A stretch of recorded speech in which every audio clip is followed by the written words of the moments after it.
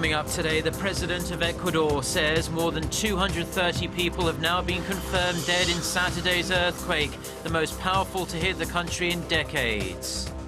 A Korean rapid response team arrives in Japan to help any possible Korean victims in the southwestern island of Kyushu after it was hit by two powerful earthquakes.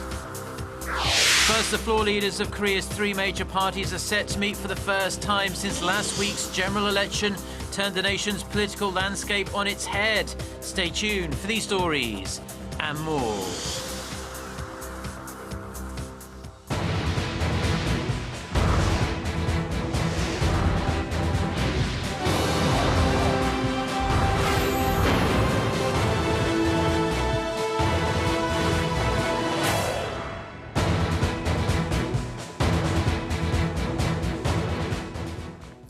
Hello to our viewers around the world. It's 6 a.m. on Monday, April 18th here in Seoul. Thank you for joining us. I'm Mark Broom.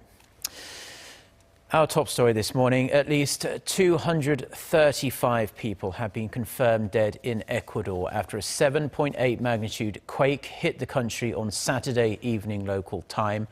The quake, the deadliest to hit the country in decades, left at least 1,500 people injured, destroying buildings and impacting cities even hundreds of kilometers away from its epicenter in the north of the country. The country's vice president, who took charge of recovery efforts as the president was returning from a trip to Italy, said Ecuador was working with other countries to coordinate international aid. We are also coordinating international aid. I am very grateful for the solidarity and rapid response of friends. Venezuela, Mexico, Colombia, Peru, Spain, the European Union at this time, as well as others that have committed to provide specialized rescues in working with the tools and technology and nutrition during this kind of a situation. Now, Ecuador has declared a state of emergency, and officials say the priority is finding survivors. The Ecuadorian government also said that oil production was not affected, but it has temporarily closed the country's main refinery as a precaution. In Japan, the death toll caused by a series of earthquakes on Kyushu Island has risen to at least 42. A 7.3 magnitude earthquake struck near the city of Kumamoto a day after a 6.4 magnitude quake hit the city last Thursday. Now, local sources say at least 11 people are still missing. Some 2,000 people were injured, around 200 seriously. Thousands of buildings were damaged in the quakes, and 180,000 people have been spending a third night in temporary shelters, including their cars and tents. More than 60,000 homes remain without electricity, and 300,000 have no water. Japanese Prime Minister Shinzo Abe says the number of troops helping in the rescue effort has risen to 25,000, and the US military would provide air transportation. Korea has dispatched an emergency response team to southern Japan to help in the ongoing search and rescue efforts following those two deadly earthquakes that happened last week and over the weekend. The Foreign Ministry says the four-member team consists of two ministry staffers from Korea and two from Japan. The team will be tasked with reporting on the damage to Korean residents in the affected areas. There are around 20,000 Koreans living on Kyushu Island, but there have been no Korean casualties reported thus far, at least.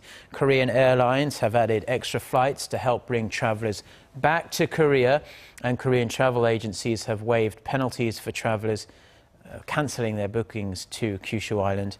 As we just heard, at least 42 people were killed in those two earthquakes that struck Japan's Kumamoto prefecture last week.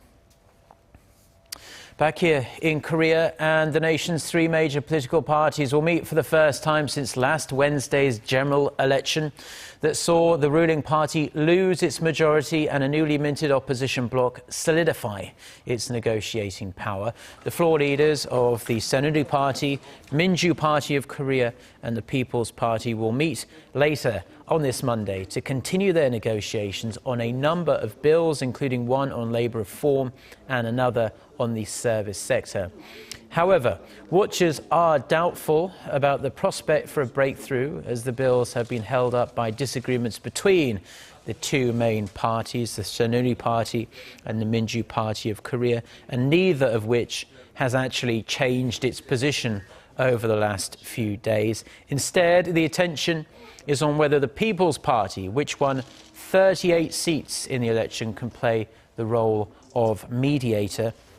The incoming lawmakers will take office in May. Now, in a worrying development, North Korea could be in the final stages of preparing for a fifth nuclear test. South Korean officials say recent movements at the North's nuclear test site suggest another test might be on the horizon. Kwon So-ah reports. There is a strong chance that North Korea will conduct another nuclear test soon, just 3 months after its fourth test, despite the UN Security Council sanctions imposed on the North last month for that test. Government officials said Sunday that movements at North Korea's Punggye-ri nuclear test site indicate the regime is preparing for a fifth test. According to the officials, the activity involving vehicles, equipment, and humans has increased 2 to 3 times compared to last month at the test site in the northeastern part of the country. Pyongyang recently claimed it is ready to launch nuclear-tipped ballistic missiles. While that capability is still in question, South Korea is closely monitoring North Korea's movements. Some experts say a fifth nuclear test may be even more imminent now, as the regime's reputation has been dented by its failed launch of an intermediate-range ballistic missile on Friday, and the regime may be in a hurry to show off its missile and/or nuclear capabilities ahead of its ruling Workers' Party Congress in early May, the first one in 36 years. Others say, however, the chances of a nuclear test before the event are slim. I doubt that North Korean leader Kim Jong-un would go as far as to conduct another nuclear test at this time. The consequences would be very strong, as international sanctions would be intensified and China would be considerably burdened. Experts say that if the North were to launch another missile or conduct another nuclear test, the UN Security Council could be expected to immediately impose even stronger sanctions on the regime, as it indicated in its most recent condemnation of the North's latest missile test. Kwon So-ah, Arirang News. Now, Korea's economic forecast isn't really looking very rosy at all. Numerous domestic think tanks are slashing their growth projections for this year, in fact. Hyundai Research Institute, based here in Korea, came the latest to do so on Sunday, cutting its growth projection from 2.8% to 2.5%. The think tank cited a longer than expected slump in exports, along with difficulties in the domestic market. The International Monetary Fund recently downgraded its forecast for Korea by 0.2 percentage points to 2.7%, citing a decline in imports from China and also exports to China. Experts say the Bank of Korea may soon follow suit. It's expected to announce its revised growth outlook later this week. And the gloomy economic news keeps coming because Korea's dependence on trade has dropped to an 8-year low, mainly due to a significant fall in exports last year. Korea's central bank, the Bank of Korea, says the nation's trade dependence ratio plummeted by 10.5 percentage points in 2015 from the previous year, and that's the lowest since 2007. Much of the decline is attributed to decreased demand from China, which is Korea's biggest trading partner. In fact, separate data also released on Sunday shows outbound shipments plunged almost 16% in the first quarter, a 7-year low. Experts say a different strategy is needed to turn things around. Now, we're just past the midway point in April, so it hasn't really been long since spring arrived in Korea, but with afternoon highs generally reaching over 20 degrees Celsius, at least on some days. Summer items are already hitting the store shelves. Oh Jung-hee has this report. It's just 2 weeks into April and watermelons are already on sale at a big supermarket chain in Korea. That's about 2 weeks earlier than in previous years. The chain E-Mart says that the warming weather is the main reason why they just had to put them on the shelves. The weather is getting warmer and warmer. With summer on the way, we're offering the iconic summer fruit, watermelons, right now. The customers seem satisfied as they can buy the sweet summer fruit for a price that's 20% lower than usual. I've tasted the watermelons here and they're quite flavorful. They're pretty cheap too. Other outlets are also getting a jump on their pre-summer sales events. Lotte Department Store launched its annual sundress sale on Wednesday. The retailer moved the event start date up by a month, again because of the warm weather. About 120 fashion brands will participate in the sales event that is to last until next weekend, and dresses will be sold at a maximum 70% discount. The rising mercury has also brought a surge in sales of summer products online. One online shopping mall saw sales of shaving creams and hair removal wax go up by 30% and 50%. There was also a noticeable increase in sales for beauty products and food items like weight loss drinks. Oh Jung-hee, Arirang News. Now, Korea's foreign exchange market may soon be open for an extra half an hour a day. Finance Minister Yoo Il-ho, who is in Washington for the G20 meeting of finance ministers and central bankers, said the new operating hours would help revitalize and globalize the Korean stock market. Now, the current hours would be extended from 9 a.m. to 3 p.m. By an extra half an hour until 3:30 p.m. There are also ongoing efforts to extend the Korea Exchange's stock trading hours by the same amount to boost its volume. Minister Yoo said foreign investors will suffer inconvenience in foreign currency exchanges unless FX market operations coincide with the stock trading hours. The local stock market's current trading hours are at least 2 hours shorter per day than those in Singapore and Europe. The government will seek to implement the plan later this year. Now, a high-stakes meeting of oil exporting states in Qatar has failed to agree to freeze production. Saudi Arabia and others want a cap to try and boost prices, but Iran, which pulled out of the meeting last minute, won't agree to that. Qatar's oil minister said the group needs more time to construct the outlines of a deal to freeze output. The next scheduled OPEC meeting is in June. Oil prices have risen in recent weeks, largely due to the belief that major exporters would agree to limit supply. The international benchmark, Brent crude, ended the trading week at around $43 a barrel, having fallen to as low as $27 earlier this year.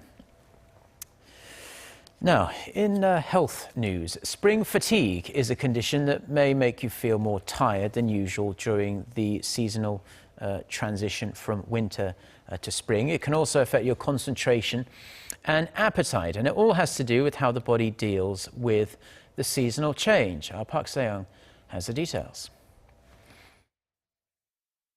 Exposure to sunlight increases the brain's release of the hormone called cortisol.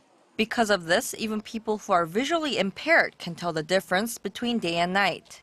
When the sun sets, the brain produces the sleep hormone melatonin.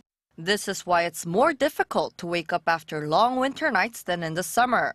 As the season moves from winter to spring, earlier secretion of cortisol can lead to spring fatigue. The sun rises earlier as the season moves from winter to spring. Your alarm clock is set at the same time, but the brain wakes up about 30 to 40 minutes earlier and makes you sleepy during the day.